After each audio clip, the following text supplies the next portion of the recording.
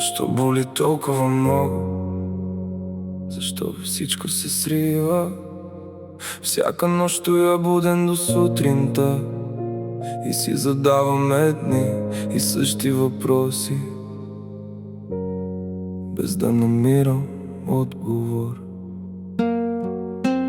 Никой не знае колко ми е трудно, никой не знае през какво преминавам. Всеки вижда фалшивата усмивка, която слагам, но никой не вижда колко тежко дишам. И ако си мислите, че съм добре, не съм. От много отдавна не съм. Само се научих да крия бурята, докато светът гледа към лицето ми. Нося камъни на гърба си, докато се преструвам, че всичко е наред. Понякога се чудя, защо всичко това ми се случва. С какво сгреших, за да стигна до тук? Защо всичко ми се изсипва на главата, докато се опитвам просто да остана изправен. Просто искам да съм щастлив, но не виждам изход, не виждам път.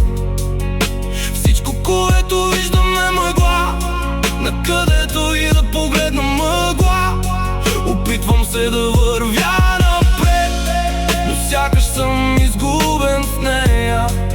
Просто искам да съм щастлив, както бях преди света да стане толкова тежък, преди да забравя как изглежда спокойствието. Липсват ми онези години, в които бях щастлив и не ми пукаше толкова. Годините, в които усмивката беше истинска, а не маска за пред хората. Годините, в които излизах навън цял ден и се прибирах чак вечер, когато времето минаваше бавно, а мечтите изглеждаха безкрайни. Нещата не са същите като преди, никога няма да бъдат същите. Нещата се промениха, както и аз се промених. Понякога гледам старите снимки и сякаш гледам друг човек. Някой, който още не знаеше колко тежък може да стане живота.